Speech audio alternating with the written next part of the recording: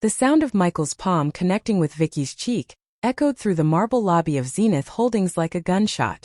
The force sent her stumbling backward, her shoulder colliding with the cold stone pillar behind her.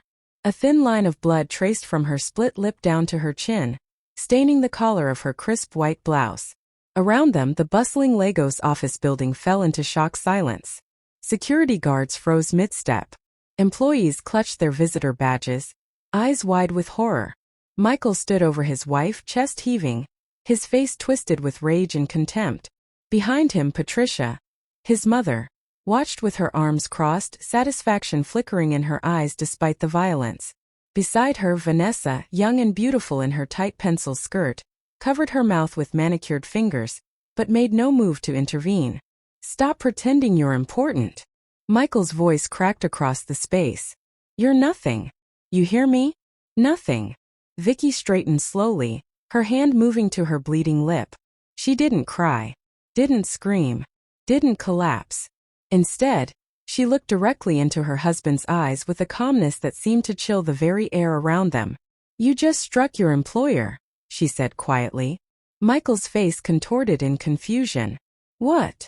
The security chief stepped forward, his voice cutting through the tension. "Mrs. Edward, should we call the police?" Patricia's arms dropped. Vanessa's face went pale. Michael's breathing stopped. "Mrs. Edward," he whispered. "CEO and founder?"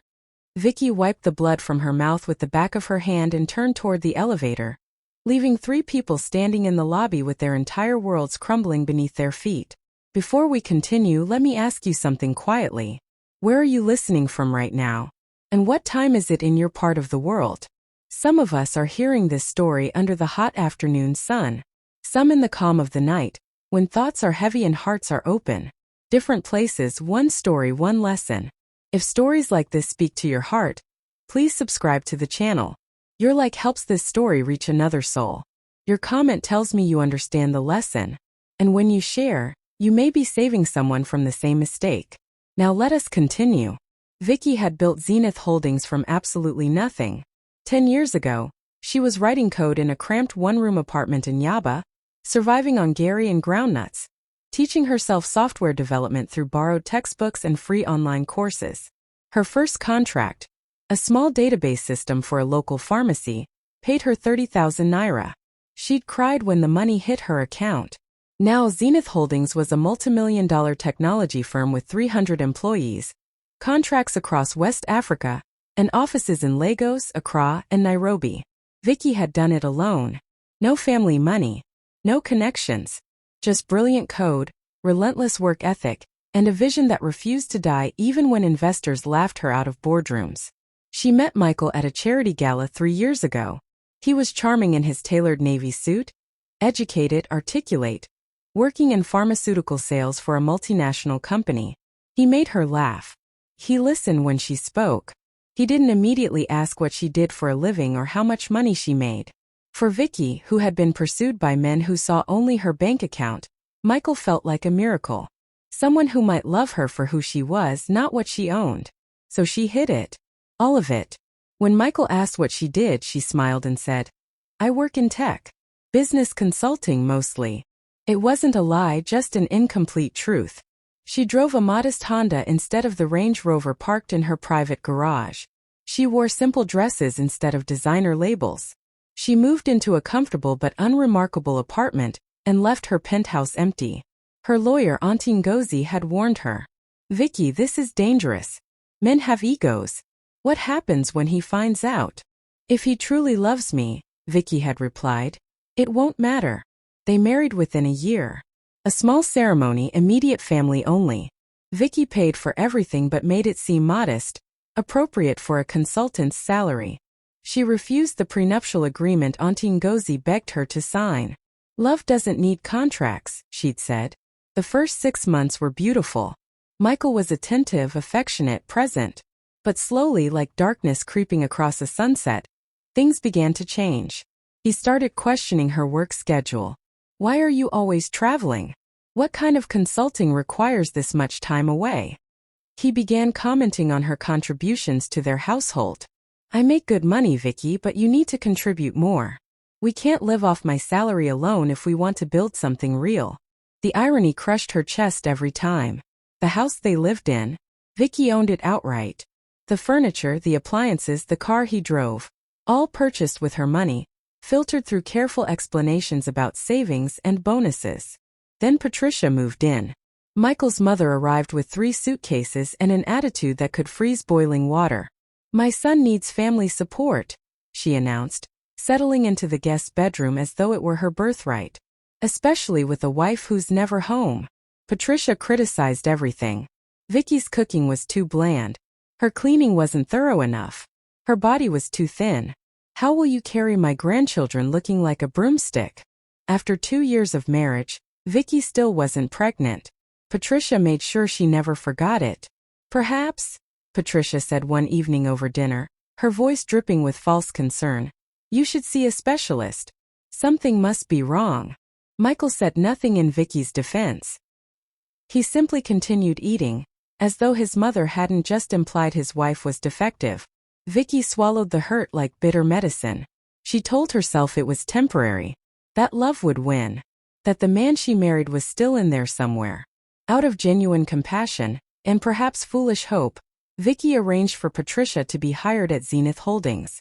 A mid-level administrative position, good salary, excellent benefits.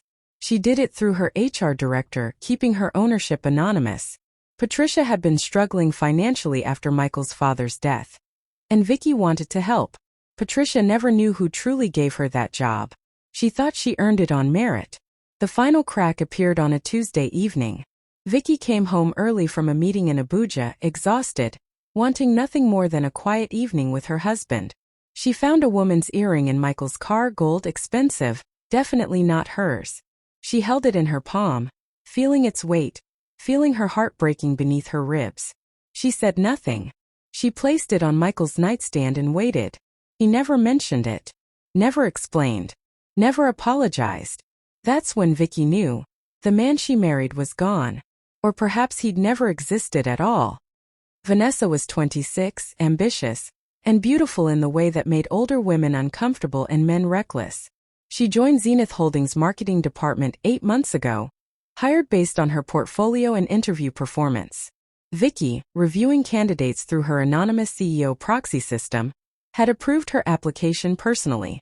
It took Vanessa less than 3 months to find Michael.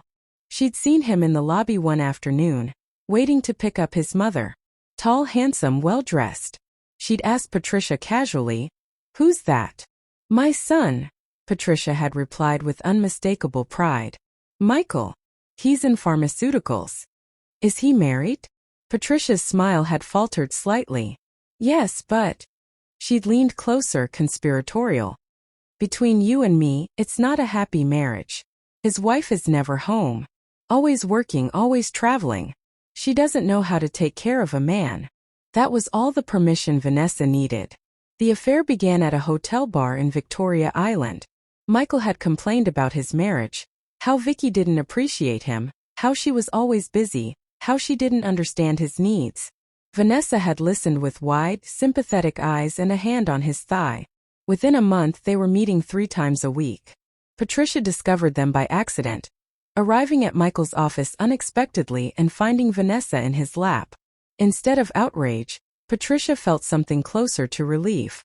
"This one," she told Michael later, "is better for you. She's young. She'll give you children. She comes from a good family. Her father owns car dealerships. And she actually makes time for you." Michael, drowning in justifications for his own guilt, grabbed onto his mother's approval like a lifeline. "You think so? I know so. That Vicky. She's cold. Probably barren. You deserve warmth, my son. You deserve a real woman." Patricia became their accomplice. She covered for Michael when Vicky called. She hosted Vanessa at the house during Vicky's business trips, letting the young woman sleep in her son's bed, cook in her daughter-in-law's kitchen, exist in a space that wasn't hers. Vicky began to notice changes. Michael's phone was always face down. He showered immediately after coming home, scrubbing away evidence. His affection, already sparse, disappeared entirely. One night, Vicky tried to save what was left. "Michael, I think we should see a counselor. A therapist." Someone who can help us communicate better. Michael had laughed, actually laughed, in her face. A therapist? Vicky, the problem isn't communication. The problem is you're never here. You're married to your work, not to me. What kind of wife are you? The cruelty in his voice was a slap before the physical one ever came. At work, Vicky noticed Vanessa's performance declining. Missed deadlines, sloppy presentations, inappropriate office behavior, long personal calls, extended lunch breaks. Normally, she would have addressed it immediately. But something held her back. Some instinct she couldn't name. Then came the phone call she wasn't supposed to hear. Vicky had returned home from Abuja a day early, exhausted from a failed contract negotiation. She walked into the house quietly, planning to surprise Michael. Instead, she heard Patricia's voice from the kitchen, speaking into her mobile phone. Yes, bring Vanessa this weekend. Vicky will be in Abuja until Monday. Patricia laughed, the sound sharp and unkind. My son deserves better than that barren, cold woman. She can't even give him children. What good is a wife who's never home and never pregnant? Vicky stood frozen in the hallway, her overnight bag slipping from her fingers. Patricia continued, oblivious. Vanessa is perfect for him. Young, beautiful, attentive. And her family has money. Real money, not whatever Vicky pretends to make with her little consulting business. That night, Vicky didn't confront anyone. She simply sat in her home office, staring at her company's financial statements, at the empire she'd built with bleeding fingers and sleepless nights. She thought about the woman who'd created Zenith Holdings, fierce, uncompromising, brilliant. And she realized that woman had been hiding for far too long. The next morning, Vicky sent an email through her executive assistant to all Zenith Holdings employees. Mandatory company meeting, Thursday at 10 a.m., main lobby. Attendance required for all staff. No exceptions. Patricia received the notification at her desk. So did Vanessa. Neither of them suspected what was coming. Vicky spent those 3 days preparing. Not with anger, but with the cold, methodical precision that had built her company. She consulted with Auntie Ngozi, finalized paperwork, and made certain decisions that, once executed, could never be undone. On Thursday morning she dressed simply, white blouse, black trousers, minimal jewelry. She looked at herself in the mirror and saw not the woman who'd hidden her light, but the woman who'd created something extraordinary despite every obstacle. She drove herself to Zenith Holdings in her Honda, parked in the underground garage, and took the elevator to the main lobby. She didn't know Michael would be there. Didn't know the confrontation would happen in front of hundreds of witnesses. But perhaps in some deep part of her soul she was ready for it anyway. The Zenith Holdings lobby was a cathedral of glass and polished marble, sunlight streaming through floor-to-ceiling windows that overlooked the chaotic beauty of Lagos traffic. By 9:45 a.m., employees had begun gathering for the mandatory meeting, clusters of people in business attire, clutching coffee cups and tablets, speculating about the announcement. Patricia stood near the reception desk, wearing her favorite Ankara dress, chatting with colleagues. She'd been with the company long enough to feel comfortable, respected. She had no idea that her employment had been a gift from the daughter-in-law she openly despised. Vanessa arrived at 9:50, her tight pencil skirt and silk blouse drawing appreciative glances from male colleagues. She checked her phone, smiling at a text from Michael. Missing you already. Can't wait for tonight. Michael himself wasn't supposed to be there at all. He'd come to pick Vanessa up for an early lunch, a stolen hour before his afternoon sales calls. He parked in the visitor section, strode into the lobby with the confidence of a man who believed the world owed him something, and spotted his mother immediately. "Mom!" he called out, crossing the marble floor. "What's all this?" "Some company meeting," Patricia replied, waving dismissively. "Probably another corporate initiative. You know how these tech companies are. Always trying to seem important." That's when Vicky walked through the main entrance. She looked small somehow despite being average height. She carried herself with quiet dignity, her expression neutral, professional. She held a slim leather portfolio and wore minimal makeup, the cut on her lip from 3 months in the future not yet existing. Michael saw her and froze. What the hell is she doing here? Patricia turned, her face immediately hardening. "Vicky, what are you doing at my workplace?" Vicky approached them calmly, her voice steady. I work here, Patricia. Michael's laugh was harsh, disbelieving. Work here? You? Doing what? Begging for a consulting contract. Employees nearby turned to watch, sensing drama. Vanessa emerged from the elevator, saw Michael, and immediately rushed over, her hand possessively finding his arm. She looked at Vicky with barely concealed triumph. Michael, Vanessa purred. Who's this? My wife, Michael said, the word dripping with contempt. Vicky felt something inside her chest crack further, but her expression remained composed. Michael, this isn't the place. Isn't the place? Patricia interrupted, stepping forward aggressively. You're embarrassing yourself, Vicky. You're embarrassing my son. Following him to his mother's workplace? This is pathetic. Vicky's hands tightened on her portfolio, but her voice stayed level. I'm not following anyone. I have work to do here. Michael moved closer, his face flushing with anger fueled by guilt, by the thrill of Vanessa's presence, by his mother's encouragement. Work? You don't work here. Stop lying. Stop pretending you're something you're not. Michael, please. Vicky tried to step back to defuse the situation. What kind of wife are you? Michael's voice rose, drawing more attention. Always gone, always busy, always acting like you're too important for your own husband. You think you're better than me? You think your little consulting jobs make you special? Vanessa tightened her grip on Michael's arm, emboldened. Maybe you should leave, she said to Vicky, her voice saccharine and cruel. You're clearly not wanted here. Patricia nodded approvingly. She's right. Michael has moved on, Vicky. Accept it with some dignity. Vicky looked at the three of them, her husband, his mother, his mistress, standing together like a united front against her. She thought about the years of hiding, of making herself smaller, of hoping love would be enough. I'm not here for drama, she said quietly. I'm here for work. That's when Michael snapped. Work. He lunged forward, grabbing Vicky's arm. You? Work. You're nothing. Stop pretending you're important. Stop embarrassing yourself. He released her arm and, in a moment of rage-fueled madness, swung his open palm across her face. The slap was loud enough that conversation throughout the entire lobby died instantly. The force of it sent Vicky stumbling sideways, her portfolio falling to the marble floor, her shoulder colliding with a stone pillar. She caught herself against the cold surface, tasting blood where her lip had split against her teeth. The lobby had become a tomb. 200 people stood frozen, witnessing something that could never be taken back. Vicky straightened slowly. Blood dripped from her lip onto her white blouse, small crimson flowers blooming on the fabric. She raised her hand to her mouth, her fingers coming away red. She didn't cry, didn't scream, didn't collapse. She simply looked at Michael with eyes that seemed to see straight through him. You just struck your employer, she said, her voice carrying in the absolute silence. Michael's face twisted in confusion. What are you talking about? The security chief, Daniel, stepped forward from his post.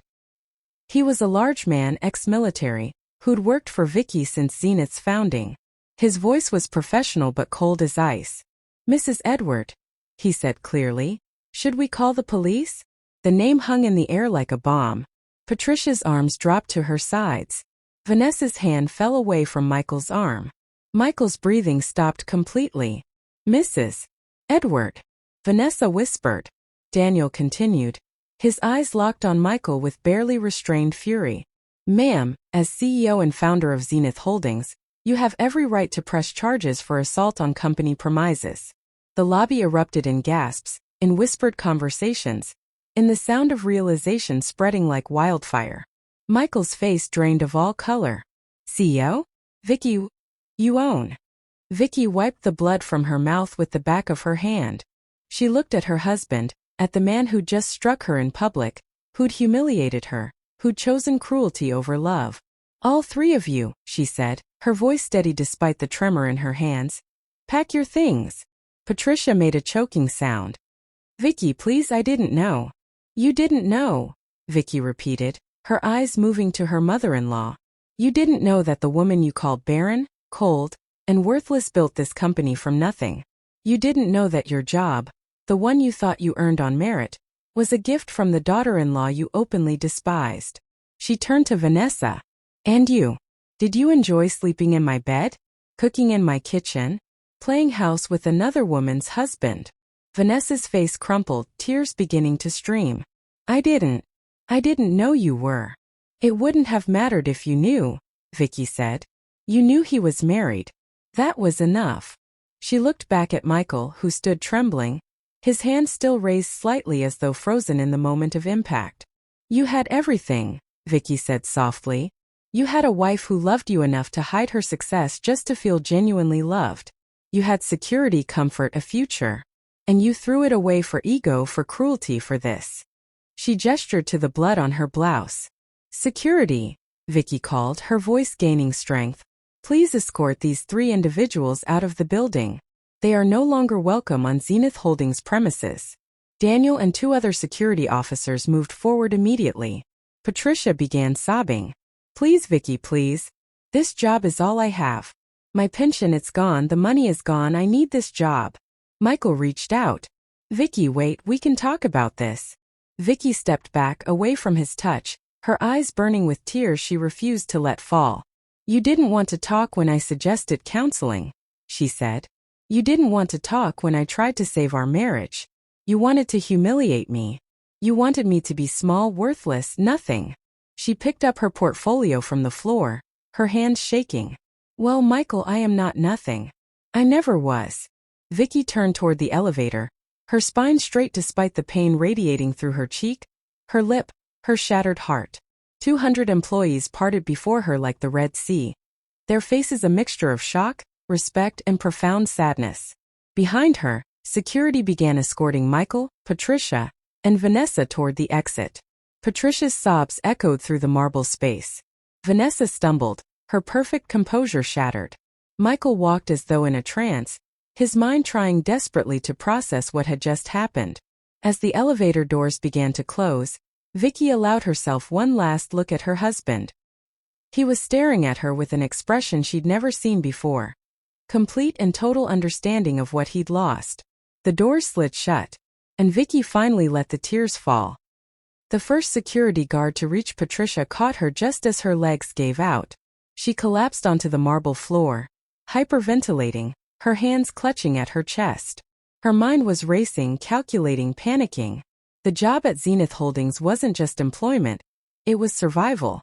After her husband's death 5 years ago, Patricia had discovered his investments were actually gambling debts. His pension had been liquidated to pay creditors. The small house they'd owned had a secret second mortgage that consumed it entirely. She'd been left with nothing but her pride and the job that Vicky, the woman she'd spent years belittling, had secretly arranged for her. Please, Patricia gasped as the security guard helped her to her feet. Please, I didn't know. I swear I didn't know. Daniel, the security chief, was unmoved. Ma'am, you need to leave the premises. Now. Across the lobby, Vanessa had begun crying in earnest, her mascara running in black rivers down her cheeks. She fumbled for her phone, scrolling desperately through contacts trying to find someone, anyone, who could fix this catastrophe. Her father's name appeared. She almost pressed call then stopped. How could she explain this? That she'd been fired for sleeping with a married man whose wife owned the company? Her career in Lagos was over. She knew it with sickening certainty. Word would spread. It already was spreading. She could see employees whispering, pulling out phones, typing frantically. By lunch, everyone in corporate Lagos would know the story. Michael stood frozen near the lobby entrance, his mind replaying the last 5 minutes in horrifying detail. CEO and founder. Mrs. Edward. The words echoed in his skull like accusations. Every conversation, every insult, every dismissive comment he'd made about Vicky's work crashed over him in a devastating wave. The house, the car, the lifestyle, the money he'd spent so freely, criticizing her for not contributing more. It was all hers, every single piece of it. And he'd struck her. In public. In front of witnesses. In her own building. Sir, you need to leave, Daniel said, his hand firm on Michael's shoulder. Michael allowed himself to be guided toward the exit, his body moving on autopilot while his mind imploded. Through the glass doors he could see his car in the visitor parking. A sleek BMW he'd purchased last year, boasting to friends about his success. Vicky had smiled and said nothing when he'd brought it home. Now he understood why. She'd paid for it, just like she'd paid for everything. The three of them were deposited outside the building like unwanted cargo. The glass doors closed behind them with a definitive click, magnetic locks engaging. Through the transparent walls they could see the company meeting beginning in the atrium, employees gathering, attentive, professional. Their former world now completely inaccessible. Patricia sank onto a concrete bench, still struggling to breathe. Vanessa stood apart, phone pressed to her ear, leaving a desperate voicemail for her father. Michael simply stood there, staring at his own reflection in the glass, seeing a stranger. Upstairs in the executive suite, Vicky sat in a conference room with her senior leadership team. Her lip had stopped bleeding, but the swelling had begun. Her cheek bore the clear outline of Michael's fingers. Auntie Ngozi, her lawyer and longtime friend, had arrived within 20 minutes of receiving Vicky's emergency text. She sat beside her client, her expression a mixture of fury and profound sadness. "I'm pressing charges," Vicky said, her voice hollow. "No," Auntie Ngozi replied firmly. "You're not." Vicky turned to her, confused. "If you press charges," Auntie Ngozi explained, "this becomes a criminal matter. Court dates, testimony, your face on the news, every detail of your marriage dissected publicly. Is that what you want?" Vicky closed her eyes, exhausted. "I want justice." "Then take it privately." Auntie Ngozi pulled a folder from her briefcase. "I prepared these divorce papers months ago, after you first told me about the earring. Sign here and by Monday Michael Okonkwo will have nothing. No alimony, no settlement, no claim to any asset acquired during your marriage. The infidelity clause is ironclad." Vicky took the pen with shaking hands and signed her name. Within the hour, 3 termination letters were delivered. Patricia Edward, terminated for ethical violations, specifically enabling workplace harassment through familial relationship. Vanessa William, terminated for conduct unbecoming an employee of Zenith Holdings, including inappropriate relationships affecting workplace dynamics. Michael Edward, banned from all Zenith Holdings properties indefinitely. By evening, Michael returned to what he'd thought was his house to find the locks changed. A security guard he didn't recognize stood at the gate. "Sir, this is private property. You need to leave. This is my house." Michael protested. The guard handed him an envelope. "Not according to these documents, sir. The property owner has requested you vacate immediately. Your personal belongings will be delivered to an address of your choosing within 72 hours. Inside the envelope, divorce papers, property deeds proving Vicky's sole ownership of everything, and a lawyer's letter outlining the dissolution of their marriage. No alimony, no settlement, immediate asset separation. Michael's hand shook so violently he could barely read the words. He drove to his mother's apartment, a modest 2-bedroom that Vicky had also been subsidizing without Patricia's knowledge. When the rent check didn't arrive that month, Patricia would discover another truth she'd been too blind to see. Patricia opened the door, her face swollen from crying. When she saw her son, something inside her snapped. "You!" she screamed, launching herself at him. "You destroyed us. You destroyed everything." Michael caught her wrists. "Mom, I didn't know. I told you." Patricia was hysterical. "I told you to treat her well. I said she was different. But no, you had to listen to your ego, to your pride. You had to prove you were better than her. You're the one who pushed me toward Vanessa." Michael shouted back. "Because you were already straying. Because you were already cruel to her. I thought she was just some simple girl. I didn't know. God help me, I didn't know she was the one supporting all of us." They collapsed onto the floor together. 2 people who'd built their lives on a foundation of pride and assumption, watching everything crumble. Over the following days, the story spread through Lagos like a virus. Social media erupted with versions of the incident, each retelling more embellished than the last. But the core remained the same. A man had publicly struck his wife, not knowing she was a self-made millionaire and his employer. Michael became a pariah overnight. Friends stopped answering calls. His company received anonymous reports of his relationship with a subordinate, impossible, since Vanessa worked for Zenith, not his employer. but the implications were enough. His boss called him in for a chat that resulted in a forced resignation. Vanessa discovered that reputation is currency in corporate Lagos. No company would touch her. HR departments shared information. Her name became synonymous with scandal. She eventually took a position at a call center, fielding customer complaints for a fraction of her former salary. Patricia's health deteriorated rapidly. The stress, the shame, the financial panic, it manifested as severe anxiety, then hypertension, then something worse. 1 month after the incident, she suffered a moderate stroke. Michael found her collapsed in her bathroom, unable to speak clearly, the left side of her face drooping. At the hospital, the doctor was blunt. She'll recover partially, but she'll need extensive care. Physical therapy, medication, supervision. Do you have health insurance that covers this? Michael thought about his empty bank account, his severed employment, the life he'd destroyed. I'll figure it out, he whispered. He sold everything he could, watches, clothes, electronics. He moved into a single room in Surulere, a far cry from the Lekki house he'd taken for granted. He took a job in retail sales, earning a fraction of his former income. Every kobo now dedicated to his mother's medical bills. Patricia, partially recovered but confined to a wheelchair, watched her son struggle. She wanted to help but couldn't. She wanted to blame him but couldn't fully, knowing her own complicity. Late one night, as Michael helped her into bed, she gripped his hand with her functioning right side. We thought we were better than her, she whispered, her speech still slurred. We thought we were owed something. She was better than all of us. Michael nodded, tears streaming down his face. He tried to contact Vicky dozens of times. Calls blocked. Emails bounced. Letters returned. She'd vanished from his life as completely as if she'd never existed. Except she did exist. He saw her occasionally on business news segments, her company expanding, her success growing. She looked different somehow, lighter, freer. She'd cut her hair short. She smiled more. She'd moved on. Completely. Michael hadn't. Couldn't. Every day was a reminder of what he'd lost, what he'd destroyed with his own hands. The hands that had struck her. He looked at his palms sometimes late at night and hated them.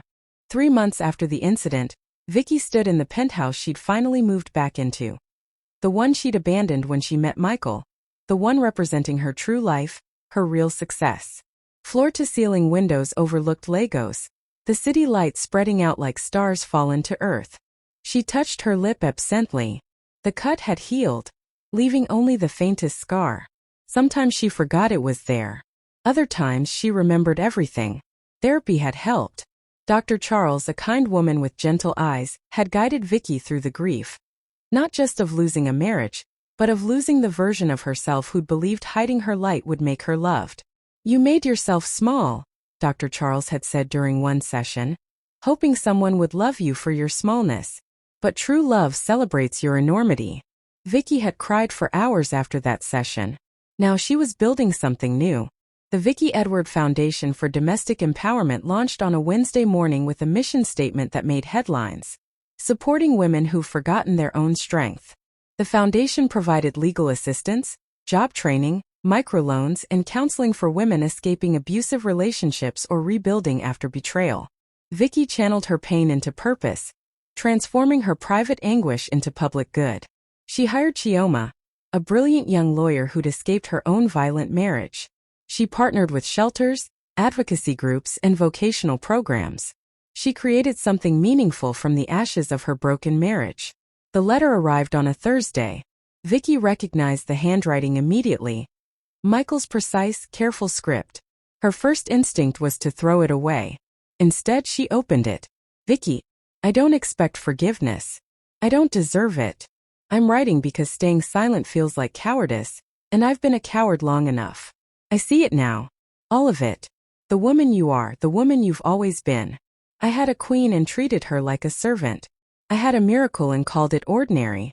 I had love and answered with cruelty. My mother is ill. Vanessa is gone, her life destroyed by choices we both made. I work 14-hour days to afford care I can barely manage. I live in a single room with no air conditioning, eating the same rice and stew every night. I'm not telling you this for pity. I'm telling you because it's what I deserve. These are the consequences I earned. What haunts me isn't the poverty or the struggle. It's the memory of your face when I hit you. The blood. The way you stood there dignified even in that moment, while I revealed exactly who I'd become. You were right. I am nothing. Not because I lack money or status, but because I lack the basic decency you possessed even when I gave you every reason to hate me. I don't ask for reconciliation. I don't ask for a second chance. I just needed you to know that I understand now. I understand what I had, what I destroyed, and what I'll spend the rest of my life knowing I lost. I'm sorry, Vicky. Those words are insufficient, but they're all I have. Michael. Vicky. If this story touched you, don't forget to subscribe, like, comment, and share.